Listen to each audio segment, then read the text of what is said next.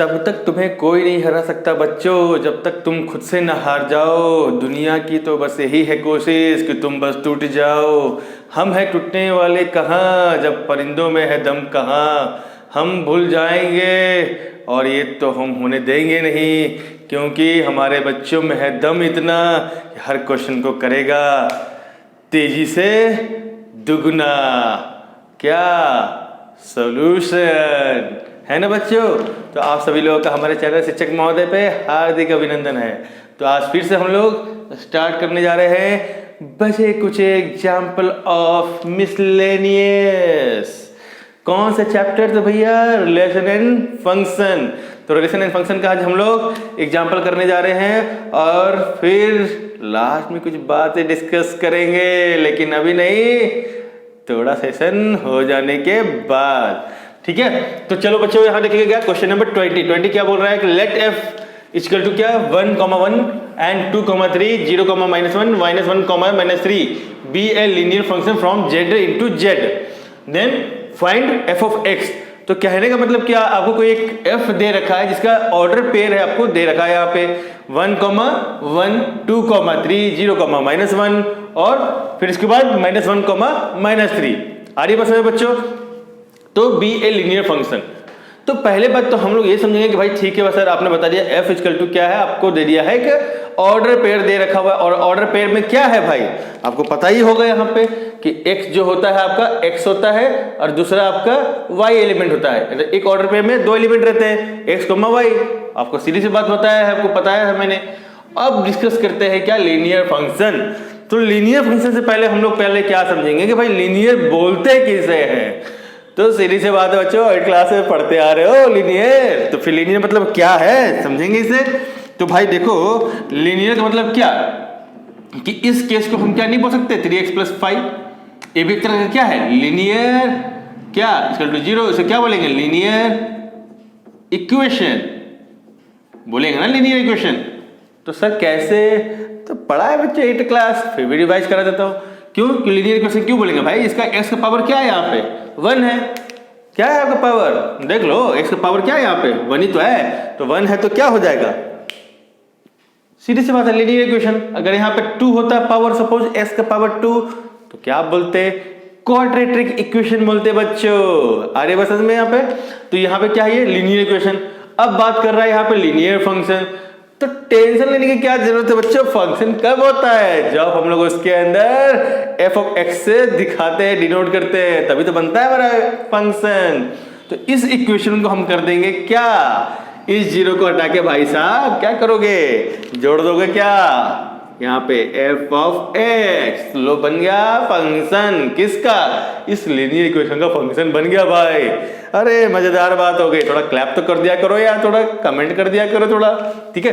तो यहाँ पे देखो क्या, इस लीनियर इक्वेशन का क्या बन गया, हमारा फंक्शन बन गया। अब इससे पूरे टर्म को क्या बोल सकते हैं, लीनियर फंक्शन बोल सकते हैं। ऑब्वियस सी बात है, हाँ सर ये बात तो बिल्कुल सही है, बोल सकते हैं नहीं यारो, हाँ बिल्कुल। तो कहने का मतलब क्या कि अगर लीनियर फंक्शन की बात हो गई तो इसको हम क्या बोल सकते हैं कि y, इसको क्या बोल सकते हैं y equal to f of x, तो पता ही है ना आपको, सीधी सी बात है बच्चों। तो चलो स्टार्ट करते हैं। यहाँ पे क्या करेंगे, यहाँ पे बच्चों स्टार्ट करने से पहले बस बताया था तो कॉन्सेंट्रेट कीजिए अपने लीनियर फंक्शन पे।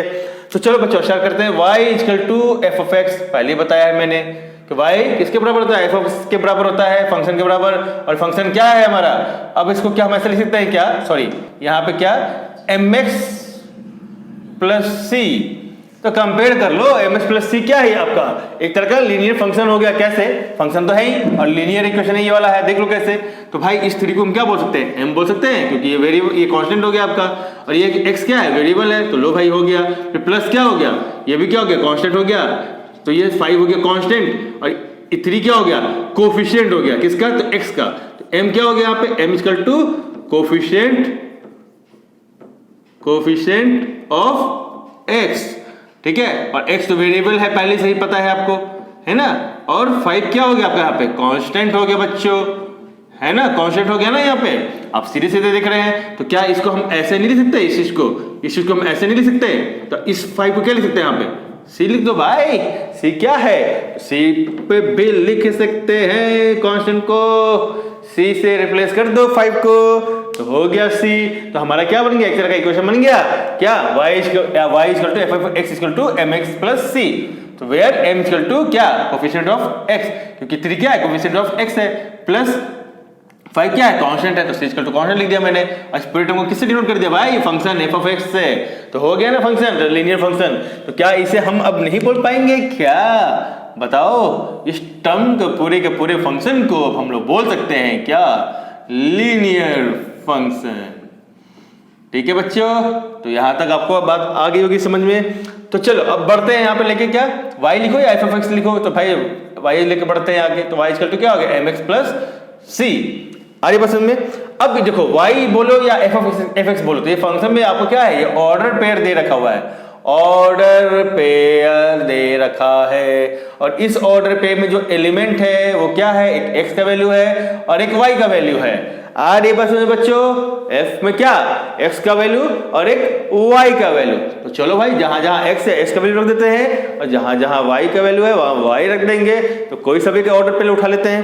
तो बच्चों अभी मेरा मन क्या करता है, ये वाला पहला ऑर्डर पेयर उठाकर देख लेते हैं। कौन सा, तो ये वाला।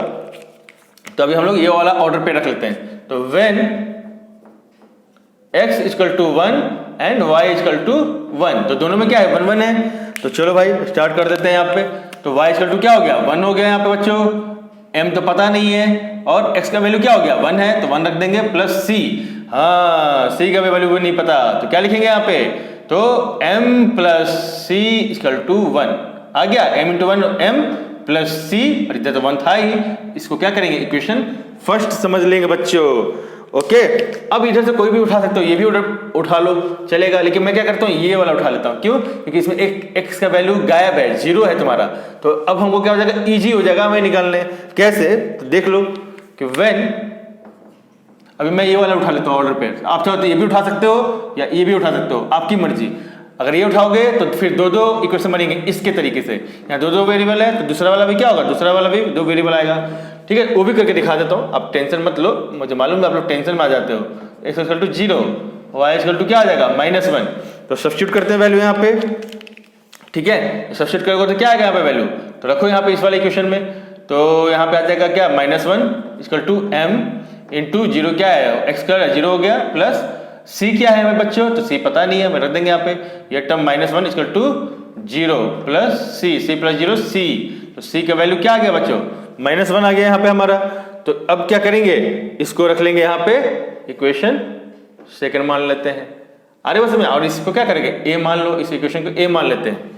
अरे बस में, तब क्या करेंगे, c का वैल्यू मालूम चला, तो सब्स्टिट्यूट लग दो, substitute the value of c in equation first में रखते हैं। इसका वैल्यू क्या करेंगे हम लोग, इसमें रख देंगे फर्स्ट वाले में। तो क्या आ जाएगा, m प्लस फिर -1 इक्वल टू 1, तो m -1 इक्वल टू 1, तो m का वैल्यू क्या आएगा बच्चों, तो m का वैल्यू क्या आ जाएगा, इधर जाएगा तो 1 + 1, तो m का वैल्यू क्या आया यहाँ से, m का वैल्यू इक्वल टू 2। तो देखो m का वैल्यू क्या आ गया, 2 आ गया। ठीक है, तो m का वैल्यू क्या आया, 2 आया। अब क्या करेंगे बच्चों, तो इस इक्वेशन में क्या करेंगे, अब रखेंगे, सब्स्टिट्यूट करेंगे वैल्यू, कि substitute the value of c and m in equation a। अब कहाँ रखेंगे हम लोग, a में रखने जा रहे हैं, इक्वेशन a में। किसका वैल्यू, m का और c का। तो भाई रखो, तो हमारा a इक्वेशन यही है। हमारा इक्वेशन क्या है भाई, y equal to mx plus c। तो y का वैल्यू क्या आएगा, सॉरी y इक्वल टू क्या है हमारा, y ये रहेगा। ठीक है, अब m का वैल्यू क्या रखेंगे, क्योंकि हमको क्या निकालना है, लाइन का इक्वेशन निकालना है। देखेंगे यहाँ पे, तो क्या आएगा, m का वैल्यू 2, फिर x और c का वैल्यू क्या आया बच्चों, -1, यहाँ -1 रख देंगे। तो क्या आया, y इक्वल टू 2x - 1। तो हमारा क्या हो गया, अब इस y को क्या करेंगे, रिप्लेस करेंगे हम इस फंक्शन से। तो फंक्शन हो गया क्या है हमारा, f of x equal to 2x - 1। तो यही हमारा क्या हुआ बच्चों, आंसर हो गया हमारा। तो यही तो पूछा जा रहा था कि हमें क्या करना है, फंक्शन निकालना है इस एफ ऑफ एक्स का वैल्यू। एफ एक्स का क्या था, एम एक्स प्लस सी, हमें एम पता चला, सी पता चला, रख दिया, हमारा आ गया यहाँ पे टर्म। ठीक है, तो ये हमारा फंक्शन हो गया 2x माइनस 1। अब आ रही थी बात कि सर आपने यही दोनों क्यों लिया, हम ये दोनों लेते तो क्या होता था, कुछ बिगड़ जाता था क्या। अब बोलेंगे नहीं भैया कुछ नहीं बिगड़ता था, तो हम आपको वो भी करके दिखा देते हैं, क्यों टेंशन ले रहे हो बच्चों, आप टेंशन मत लो।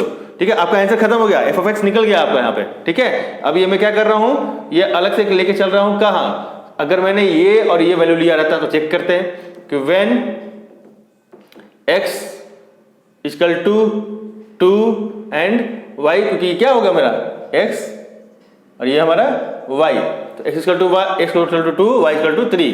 तो अब मेरा इक्वेशन क्या है, यही तो है, इसमें रखेंगे तो क्या होगा, तो चलो तो रखेंगे तो क्या होगा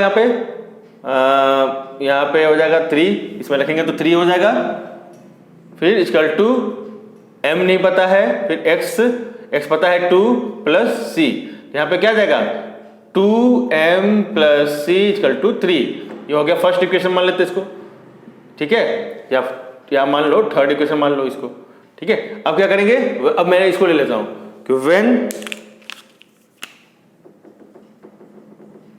x इक्वल टू -1 और y इक्वल टू -3। आ रही बात समझ बच्चों। तो यहाँ पे क्या करते हैं हम लोग, तो लिखते हैं यहाँ पे क्या, यहाँ पे ले लो y इक्वल टू क्या है -3, तो -3 रखो, इक्वल टू m पता नहीं है, इंटू x क्या है, x इक्वल टू -1 है, प्लस c पता नहीं है, तो -3 इक्वल टू क्या हो गया -m प्लस c। तो ये भी हमको क्या मिल गया यहाँ पे, इक्वेशन 4। आ रही बात समझ में, या फिर इसको चलो नेक्स्ट स्टेप थोड़ा और लिख देता हूँ, तो यहाँ पे आ जाएगा तो क्या आ जाएगा माइनस, इसको सीधा कर देता हूँ, minus plus c equal to -3, इसको मान लेता हूँ 4 इक्वेशन। आ रही बात समझ में बच्चों, इसको क्या किया मैंने 4 इक्वेशन यहाँ पे मान लिया।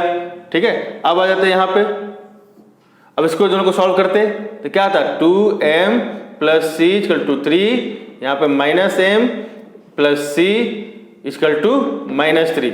आ रही बात समझ में। अब हम यहाँ पे क्या करेंगे, माइनस से सब्ट्रैक्ट करेंगे, किसमें करेंगे, सब्ट्रैक्ट कर रहे हैं, तो सब्ट्रैक्ट इक्वेशन 4 फ्रॉम थर्ड। किसको कर रहे हैं, इसको सब्ट्रैक्ट कर रहे हैं, किससे, इस वाले से कर रहे हैं।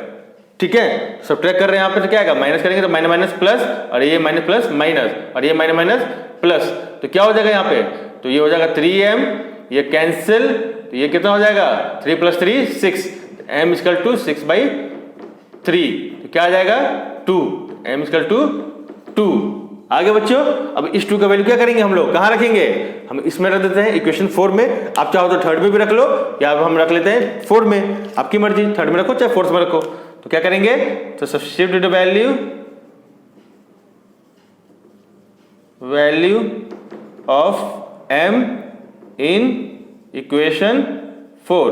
तो 4 में रखेंगे तो क्या होगा, m का वैल्यू क्या है 2, यहाँ पे क्या है -2। आ रही बात समझ में बच्चों, -2 फिर प्लस c इक्वल टू -3। ठीक है, अब क्या करेंगे बच्चों यहाँ पे, अब इसको यहाँ पे थोड़ा देख लेते हैं, यहाँ पे इसको यहाँ पे थोड़ा यहाँ पे देख लेंगे, समझ लेंगे, है ना, -2 + c इक्वल टू -3। अब इसको सॉल्व करो यहाँ पे, तो क्या आ जाएगा बच्चों, आप ही बताओ। तो यहाँ पे लिख देता हूँ मैं इसी चीज को, सेम चीज यहाँ लिख देता हूँ, यहाँ पे -2 + c, क्योंकि जगह नहीं है लिखने के लिए बच्चों, तो -3 यहाँ कर देता हूँ। तो इसका क्या करेंगे, कांस्टेंट है ये, सॉरी ये वेरिएबल है हमारा, ये कांस्टेंट, ये कांस्टेंट, ये वेरिएबल को हमें क्या करना है, फाइंड आउट करना है। तो क्या हो जाएगा यहाँ पे लिखेंगे, तो c equal to -3 + 2, c equal to -1। देखो भाई यहाँ पे भी c का वैल्यू -1, यहाँ भी m का वैल्यू 2, यहाँ पे देख लो क्या था, m का वैल्यू 2, c का वैल्यू -1, यहाँ पे भी देख लो c का वैल्यू -1। तो दोनों केस में कोई सा भी ऑर्डर पेड़ ले लो, आपका m का वैल्यू 2 ही आने वाला है, c का वैल्यू -1 आने वाला है। तो देख लो m का वैल्यू 2, c का वैल्यू -1, यहाँ पे भी c का वैल्यू -1, m का वैल्यू 2, तो 2 -1। ठीक है बच्चों, आपको दोनों तरीके से दिखा दिया मैंने आपको ऑर्डर पे, चाहे आप ये वाला ये ले लो, चाहे ये वाला ले लो। ये ले लो तो क्या फायदा होगा हमको, ये वाला, क्योंकि x का टर्म 0 हो जाएगा, तो हमको एक वेरिएबल को वहीं पे फाइंड आउट करने के लिए हमको इजी हो जाएगा वैल्यू। ठीक है बच्चों, तो चलते क्वेश्चन नंबर 21। बच्चों क्वेश्चन नंबर देखेंगे 21 क्या बोल रहा है बच्चों, find the domain of the function F of x. और आपका कुछ ऐसा सिनेरियो दे रखा हुआ है इक्वेशन, तो आपको डोमेन बता चुका हूं बच्चों, पढ़ा चुका हूं डोमेन का मतलब क्या होता है बच्चों। कमेंट बॉक्स में कमेंट जरूर करना, भूलना नहीं बच्चों, क्योंकि अभी तक तो आपकी खोपड़ियों में बात घुसी होगी। कौन सी बात कि भाई डोमेन का मतलब क्या, वैल्यू ऑफ द एक्स की जो वैल्यू होगी, कौन से वैल्यू, तो जो सेट ऑफ द, जो पहला पार्ट होता है कौन सा, फर्स्ट वाला सेट, उसका जो एक्स का वैल्यू होगा वही होता है डोमेन। क्योंकि डोमेन हमेशा किससे दिखाते हैं बच्चों, ऑलवेज, कि भाई डोमेन याद आया कुछ, तो यहाँ पे इक्वल टू राइट साइड क्या होता है, कोडोमेन।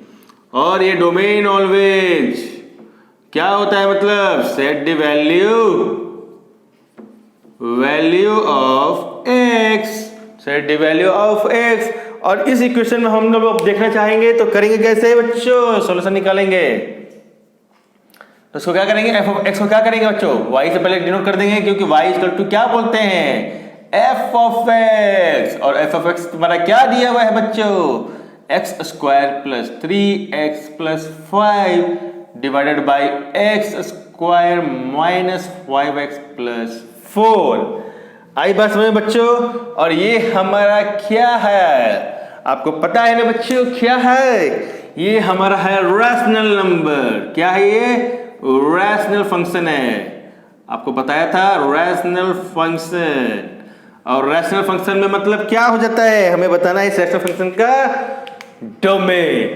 तो डोमेन बताने के लिए क्या करना पड़ेगा बच्चों, हमें value of this set the value of x, तो एक्स के लिए बात करना पड़ेगा। तो एक बात बताओ, ये मैंने आपको ऑलरेडी पढ़ाया है प्रॉपर्टीज ऑफ रैशनल फंक्शन में। क्या बताया था, ये फंक्शन कब डिफाइंड होगा, तो फंक्शन डिफाइंड हो जाता है रैशनल नंबर पे कब, अगर ये क्या है अभी न्यूमरेटर और डिनोमिनेटर, और अगर ये डिनोमिनेटर पार्ट गलती से भी जीरो हो गया तो ये फंक्शन आपका नॉट डिफाइंड हो जाएगा, और ये खलबला मचा देगा। खलबली क्या मचा देगा भाई, खलबली, तबाही। तो क्यों, क्योंकि भाई ये अगर ये डिनोमिनेटर पार्ट जीरो हो गया तो जीरो से अगर इसको डिवाइड करोगे तो इनफाइनाइट नंबर आ जाएगा। तो भैया एफ ऑफ एक्स क्या वैल्यू आप क्या बता पाओगे, इनफाइनाइट या नंबर ढूंढते रह जाओगे। तो नॉट डिफाइंड, तो जब नॉट डिफाइंड हो जाएगा तो क्या बोलेंगे बच्चों, कि भाई हम इसे क्या बोलेंगे, कि ये वाला जो डिनोमिनेटर पार्ट है, कौन सा पार्ट भैया, तो ये डिनोमिनेटर पार्ट, ये कभी भी मान लीजिए 1/15/0 ले लो या 1/0 ले लो, अगर करोगे तो क्या आएगा, इंफिनिटी आएगा, मतलब नॉट डिफाइंड। क्या बोल रहे हो, नॉट डिफाइंड। आई बात समझ में बच्चों, क्या हो जाएगा, नॉट डिफाइंड, मतलब ये फंक्शन क्या हो जाएगा हमारा, नॉट डिफाइंड हो जाएगा। तो अगर ये जीरो हो गया तो क्या हो जाएगा, फंक्शन नॉट डिफाइंड ही नहीं होगा। तो हमको क्या करना पड़ेगा, ये फंक्शन को कभी भी जीरो नहीं होने देना है, इसको पकड़ के रखना है। पकड़ के रखेंगे कैसे, तो देखो, तो क्या बोलेंगे भाई, एक्स स्क्वायर जो नीचे का पार्ट है, x square minus 5x plus 4 equal to not equal to zero. ये पार्ट आपका जीरो नहीं होना चाहिए, अगर जीरो हो गया तो नॉट डिफाइंड आएगा बबुआ, इसका रिस्पॉन्सिबिलिटी हम नहीं लेते, इसलिए क्या करेंगे, यहाँ पे नॉट इक्वल टू जीरो कर देंगे भाई, हम दिखा देंगे कि ये जीरो नहीं है। जीरो नहीं है तो क्या करेंगे, अब इसको स्प्लिट करेंगे बीच वाला, क्योंकि क्या हो गया ये, अब ये हो गया आपका क्वाड्रेटिक इक्वेशन। क्या हो गया भाई, क्वाड्रेटिक इक्वेशन। और क्वाड्रेटिक इक्वेशन होने के बाद क्या होता है, इसका दो वैल्यू आएगा, क्योंकि डिग्री क्या है इसका, 2 है, तो 2 डिग्री है, तो मतलब इस एक्स का दो वैल्यू आने वाले हैं, कब, नॉट इक्वल टू जीरो पे। तो देखो कैसे, तो अब क्या करेंगे, एक्स स्क्वायर, अब यहाँ पे इसको स्प्लिट करेंगे दो टर्म में, यहाँ पे भी टर्म में और यहाँ पे भी, ठीक है बच्चों। तो दो टर्म में तोड़ो, उसको तोड़ोगे तो क्या आएगा, x minus 4x plus 4 equal to not equal to zero. अगर इसको जोड़ोगे तो यही आएगा माइनस एक्स माइनस 4x तो माइनस 5x आ गया, इसका कोफिशिएंट है -1, इसका कोफिशिएंट है -4, तो -1 इंटू -4 तो आ जाएगा 4।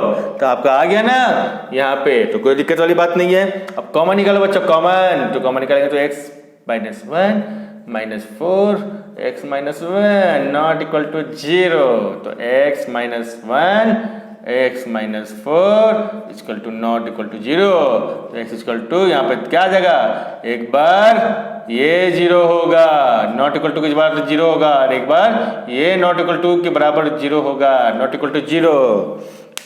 खोपड़िया में घुसी बात, तो ये क्या हो जाएगा यहाँ से answer, x not equal to 1, ये इधर जाएगा तो क्या हो जाएगा 1 आ जाएगा, ठीक है, ये इधर जाएगा तो x नॉट इक्वल टू 4। कहने का मतलब क्या बबुआ, मिर्चाई लगा के क्या कि भाई अगर यहाँ पे आप रखोगे x का वैल्यू 1 और x का वैल्यू 4 तो ये हो जाएगा डामाडोल। मतलब क्या, इस वाले पे अगर तुमने रखा x का वैल्यू 1 तो ये हो जाएगा इक्वल टू 0, डिनोमिनेटर पार्ट हो जाएगा 0। अगर आपने रखा x इक्वल टू 4 तो ये हो जाएगा इक्वल टू 0।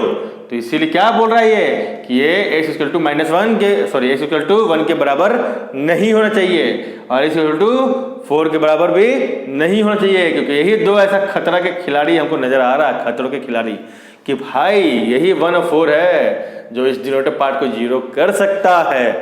तो हमको क्या करना है, इस फंक्शन को बचाना है। बचाने के लिए क्या करना पड़ेगा, डिफाइन करना पड़ेगा, और डिफाइन करने के लिए इन दोनों कुपुत्रों को, मतलब दोनों कुपुत्र औलाद को वहाँ इस डिनोमिनेटर पार्ट पे नहीं रखना है। मतलब x का वैल्यू हमको 1 नहीं रखना है और x का वैल्यू 4 नहीं रखना है।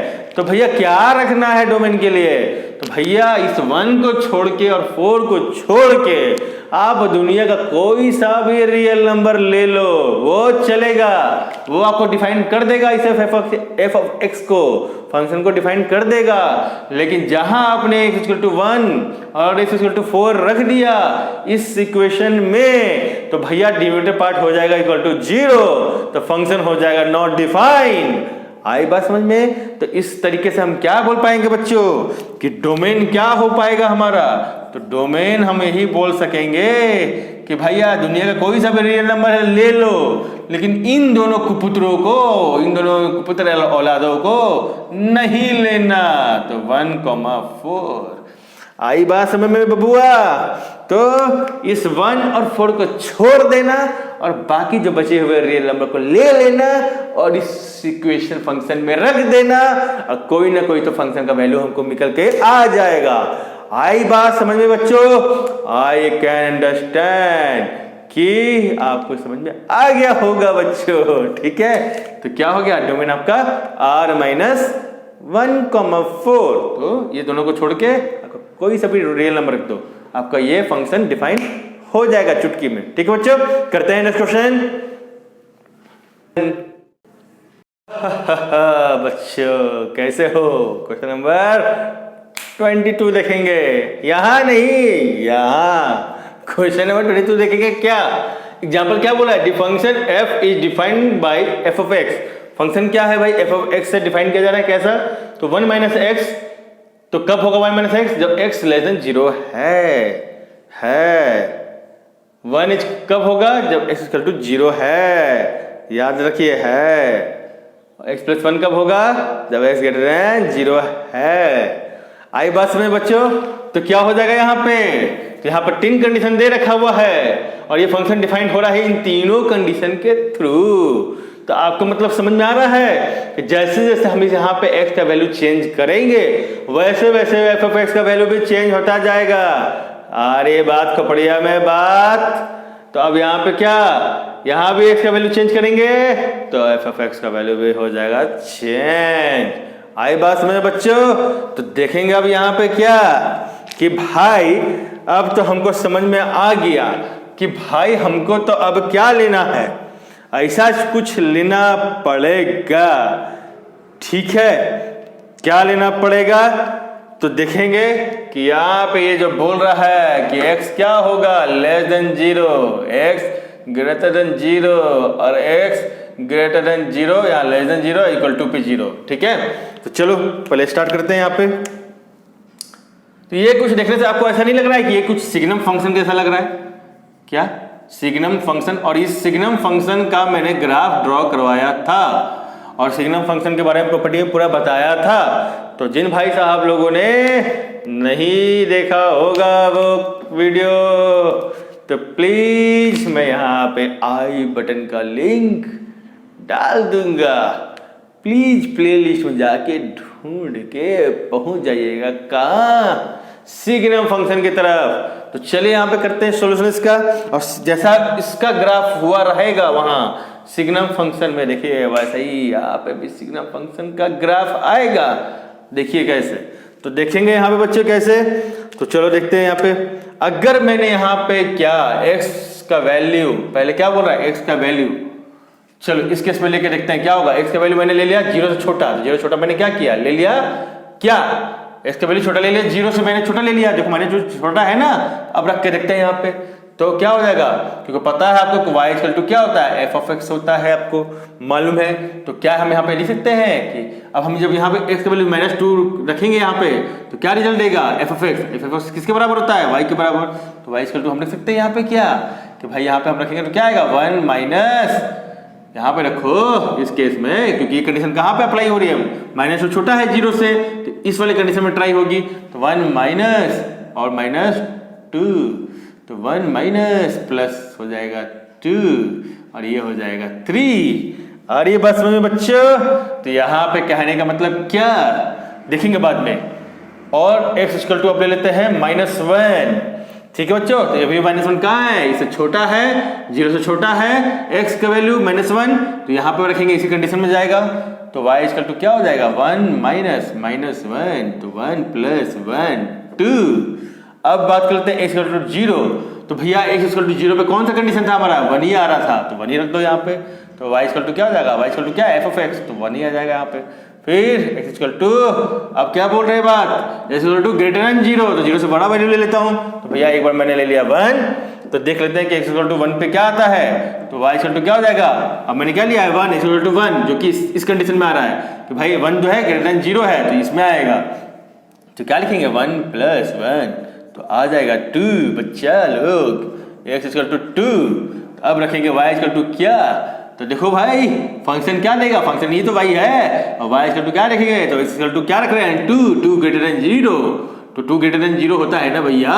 तो भाई हाँ, तो ये कंडीशन कहाँ जाएगा, इस वाले कंडीशन में जाएगा भाई। तो रखेंगे यहाँ पे x इक्वल टू 2 प्लस 1 और दे देगा रिजल्ट हमको 3। तो आई बात समझ में बच्चे कुछ, कि इस अगर मैंने ये कंडीशन रखा इस कंडीशन में, तो क्या वैल्यू दे रहा है मेरे को, यहाँ पे हमको मिला, यहाँ से रिजल्ट क्या, जब -2 था तो हमको मिला 3, और यहाँ पे देखेंगे -1 था तो मिला हमको रिजल्ट 2।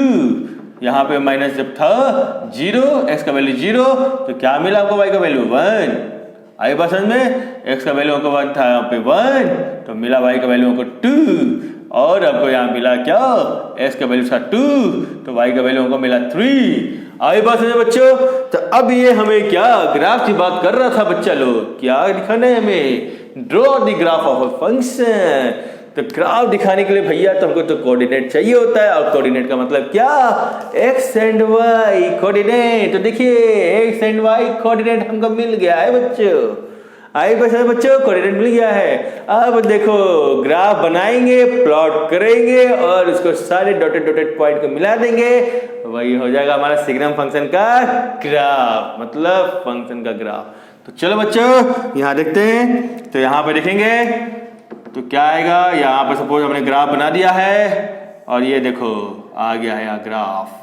तो ये बच्चा लोग यहाँ पे है ये x, ये है x डैश, ये है हमारा y, इसको बोल भी सकते हैं f ऑफ x, और ये हमारा है y डैश। आई बात है बच्चों। अब ये है हमारा है ये ओरिजिन पॉइंट, क्या है ओरिजिन पॉइंट। अब बात कर लेते हैं थोड़ा 1 2 3 4, 1 2 3 4, यहाँ पे बात करते हैं 1 2 3 4, यहाँ बात कर लेते हैं -1, -2, -3, -4। यहाँ बात कर लेते हैं बच्चे लोग -1, -2, -3, -4। अच्छा बच्चा लोग समझ में आ गया। एक्स वाई का हमने क्या किया यहाँ पे ग्राफ। अब हम लोग जा रहे हैं ड्रॉ करने। ये तो हमारा सिर्फ क्या था, ग्राफ हो गया। अभी ड्रॉ करना तो अभी बच्चा लोग बाकी है। तो चलो अब देखते हैं क्या कि जब मेरा यहाँ पॉइंट -2 था तो 3 हो गया। मतलब मेरा जब वैल्यू x का वैल्यू जब -2 था तो y का वैल्यू हमारा 3 मिला। तो 3 मिला तो मतलब ये कुछ ऐसा रहा होगा। आई बात समझ में, यानी पॉइंट यहाँ रहा होगा। ओके बच्चा लोग, जब मेरा x का वैल्यू -1 था तो y का वैल्यू हमारा 2 मिला था बच्चा लोग। तो यानी कुछ ऐसा रहा होगा, मतलब पॉइंट यहाँ रहा होगा। उसके बाद बच्चा लोग जब x का वैल्यू मेरा 0 था, 0, तो y का वैल्यू क्या था, यहाँ पे 1 था। मतलब ये पॉइंट नहीं है हमारा बच्चा लोग, ये पॉइंट नहीं है। मतलब क्या, जब x का वैल्यू मेरा 0 है तो y का वैल्यू 1 है, तो यहाँ आएगा। फिर देखेंगे बच्चा लोग जब मेरा x का वैल्यू 1 है तो y का वैल्यू भी क्या है, तो हमारा 2 है। तो 2 है तो वही पुट कर देंगे भाई यहाँ पे, कुछ ऐसा बनेगा। जब x का वैल्यू मेरा 2 है तो y का वैल्यू मेरा 3 है, तो 2 पे हमारा 3 मिल जाएगा। देखो ठीक है बच्चा लोग, यहाँ पे आ गया। अब क्या करेंगे बच्चा लोग, सारे पॉइंट्स को ज्वाइन कर देंगे। तो ज्वाइन करोगे तो देखो बच्चा लोग कुछ ऐसा आएगा।